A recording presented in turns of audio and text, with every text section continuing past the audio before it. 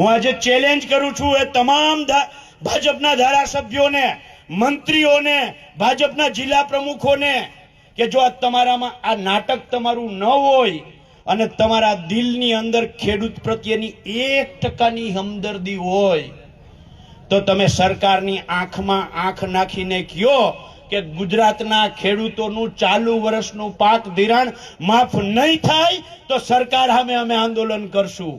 આ કહેવાની હિંમત છે? તો આ ભાજપના ધારાસભ્યોને કહું છું, આ કાગળ લખવાના દેખાડા ના કરો. કાગળના લખી હાથમાં પાથરા લઈ ફોટો પાડવાના દેખાડા નહીં. ભાજપનો ધારાસભ્ય સરકારને આંખમાં આંખ નાખીને કહે કે મારા ખેડૂતોનું, મારા મત વિસ્તારના ખેડૂતનું, મારા ગુજરાતના ખેડૂતનું સર્વસ્વ લૂંટાઈ ગયું છે, એનો પાક ધિરાણ સંપૂર્ણ માફ થવું જોઈએ. જો સરકાર માફ નહીં